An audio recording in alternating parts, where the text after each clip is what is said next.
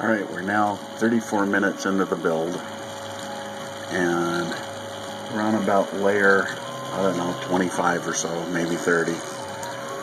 And you can now see what the part looks like and how the slots are made for the all thread. These will eventually be 360-degree holes where you can see these little like troughs made in the plastic. You can kind of get an idea of the overall build process.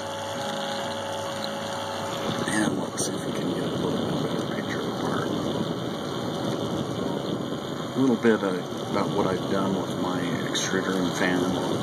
Fans are extremely important. If you look at my extruder right there, you can see how it's actually warped. It actually got some on it, melted before I put the fan on. That has caused me a couple of problems.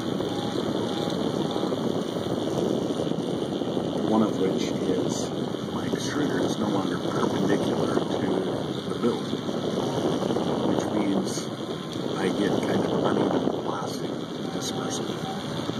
But as you can see, the plastic itself is pretty smooth, but it goes smoother in one direction than the other. Okay, talking about fan. This is a 40mm fan, and it was pushing so much air that it was causing problems overcooling the plastic. Your layer should be about 1 minute to complete each layer, and then you'll get really good adhesion between layers. Other than that, you'll start to get separation. Any more than that. Now my fan is actually sucking air towards us. And I actually, this was a 5-bladed fan. I'm actually running it on 3 blades. I used to just tape up half of the fan to kind of lessen how much air it's moving. But I found that breaking the blades off the fan worked better than constantly replacing the tape that would eventually work loose. Right now I've got just about the right amount of cooling. The distance between the fan and the extruder is about 4.5 inches.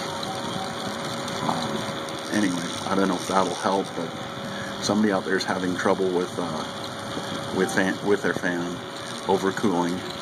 That's a setup that I've done, and hopefully that'll help some of you out. We're about a third of the way through the build now.